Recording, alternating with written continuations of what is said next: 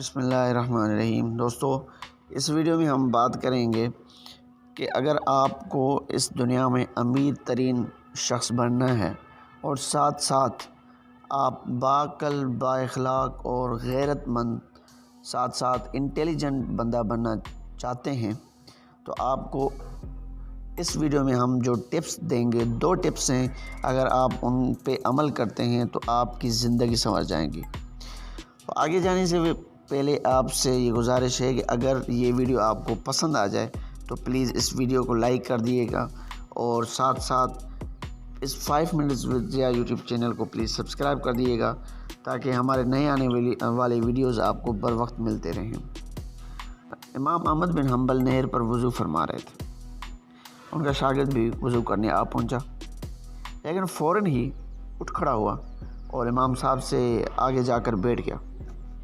پوچھنے پر کہا کہ دل میں خیال آیا کہ میری طرف سے پانی بہہ کر آپ کی طرف آ رہا ہے۔ مجھے شرم آئی کہ استاد میرے مستعمل پانی سے وضو کریں۔ اپنے سگے چاچا حضرت عباس رضی اللہ عنہ سے ایک دفعہ رسول اللہ صلی اللہ علیہ وسلم نے پوچھا کہ آپ بڑے ہیں یا میں؟ آپ صلی اللہ علیہ وسلم نے عمر پوچھی تو حضرت عباس رضی اللہ عنہ نے کہا یا رسول اللہ، بڑے تو آپ ہی ہیں، البتہ عمر میری زیادہ ہے۔ مجدد الفسانی رات کو سوتے ہوئے یہ احتیاط بھی کرتے کہ پاؤں استاد کے گھر کی طرف نہ ہوں، اور بیت الخلاء جاتے ہوئے یہ احتیاط کرتے کہ جس قلم سے لکھ رہا ہوں اس کی کوئی سیاہی ہاتھ پر لگی نہ رہ جائے۔ ادب کا یہ انداز اسلامی تہذیب کا طرح امتیاز رہا ہے، اور یہ کوئی برصغیر کے ساتھ ہی خاص نہ تھا، بلکہ جہاں جہاں بھی اسلام گیا اس کی تعلیمات کے زیر اثر ایسی ہی تہذیب پیدا ہوئی جس میں بڑوں کے ادب کو خاص اہمیت حاصل تھی، کیونکہ رسول اللہ صلی اللہ علیہ وسلم کا یہ ارشاد سب کو یاد تھا کہ جو بڑوں کا ادب نہیں کرتا اور چھوٹوں سے پیار نہیں کرتا وہ ہم میں سے نہیں ہے۔ ابھی زیادہ زمانہ نہیں گزرا کہ لوگ ماں باپ کے برابر بیٹھنا، ان کے آگے چلنا اور ان سے اونچا بولنا برا سمجھتے اور ان کے حکم پر عمل کرنا اپنے لیے فخر جانتے تھے۔ اس کے صدقے اللہ جل جلالہ انہیں نوازتا بھی تھا۔ اسلامی معاشروں میں یہ بات مشہور تھی کہ جو یہ چاہتا ہے کہ اللہ اس کے رزق میں اضافہ کرے وہ والدین کے ادب کا حق ادا کرے، اور جو یہ چاہتا ہے کہ اللہ اس کے علم میں، اس کے عمل میں، اس کے اخلاق میں، اس کے ذہن میں، اس کے علم میں اضافہ کرے، وہ استاد کا ضرور ادب کرے۔ ایک دوست کہتے ہیں کہ میں نے بڑی مشقت سے پیسہ اکٹھا کر کے پلاٹ لیا تو والد صاحب نے کہا کہ بیٹا تمہارا فلاں بھائی کمزور ہے، یہ پلاٹ اگر تم اس سے دے دو تو میں تمہیں دعائیں دوں گا۔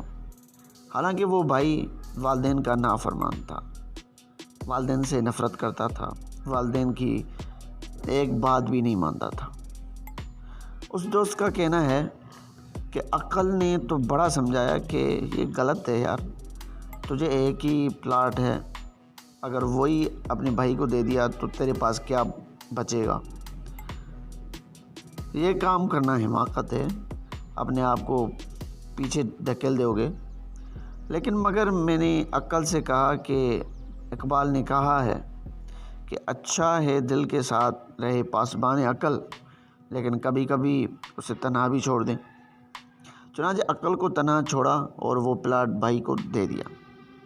کہتے ہیں کہ والد صاحب بہت خوش ہوئے، اور انہی کی دعا کا صدقہ ہے کہ آج میری کئی مکانات اور پلازے ہیں، جبکہ بھائی جو ہے جس کو میں نے پلاٹ دیا تھا اس کے پاس وہی ایک پلاٹ ہے اور اسی پر اس نے مکان بنا کر بیٹھ گیا ہے۔ والدین کی طرح استاد کا ادب بھی اسلامی معاشروں کی ایک امتیازی خصوصیت تھی، اور اس کا تسلسل بھی صحابہ کے زمانے سے چلا آ رہا تھا۔ حضور صلی اللہ علیہ وسلم کے چچا کے بیٹے ابن عباس کسی صحابی سے کوئی حدیث حاصل کرنے جاتے تو جا کر اس کے دروازے پر بیٹھ رہتے۔ اس کا دروازہ کھٹکھٹانا بھی ادب کے خلاف سمجھتے، بڑی بات ہے۔ اور جب وہ صحابی خود ہی کسی کام سے باہر نکلتے تو ان سے حدیث پوچھتے، اور اس دوران سخت گرمی میں بھی پسینہ بہتا رہتا، لو چلتی رہتی، اور یہ برداشت کرتے رہتے۔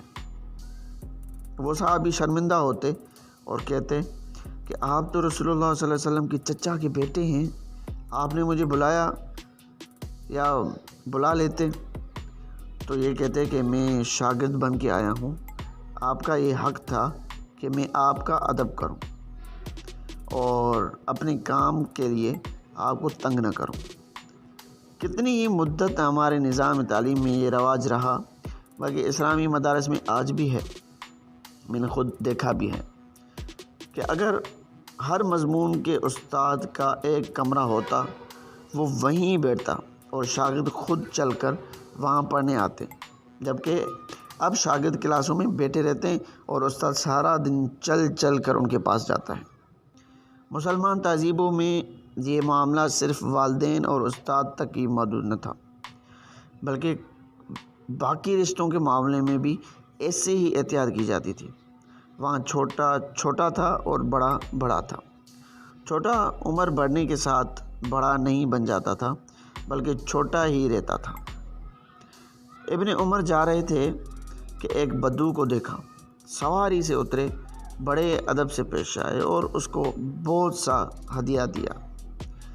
کسی نے کہا کہ یہ بدو ہے، تھوڑے پہ بھی راضی ہو جائے گا۔ آپ نے اسے اتنا عطا کر دیا۔ فرمایا کہ یہ میرے والد صاحب کے پاس آیا کرتا تھا، تو مجھے شرم آئی کہ میں اس کا احترام نہ کروں۔ اسلامی تہذیب کمزور ہوئی تو بہت سی باتوں کی طرح حفظ مراتب کی یہ قدر بھی اپنی اہمیت کھو بیٹھی۔ اب برابری کا ڈنڈورا پیٹا گیا اور بچے ماں باپ کے برابر کھڑے ہو گئے اور شاگرد استاد کے برابر۔ شاید کہ تیرے دل میں اتر جائے یہ میری بات۔ اگر آپ کو دوستو اس دنیا میں اپنے آپ کو ایک اچھا انسان دیکھنا چاہتے ہو تو کوشش کیجئے اپنے استاد کا اتنا احترام کیجئے، ان کا اتنا ادب کیجئے جتنا ان کا حق ہے۔ اور ساتھ ساتھ اگر اپنے آپ کو کسی منزل پر دیکھنا چاہتے ہو تو پلیز اپنے والدین کا احترام کیجئے۔ آپ کا سننے کا بہت بہت شکریہ۔ اللہ حافظ۔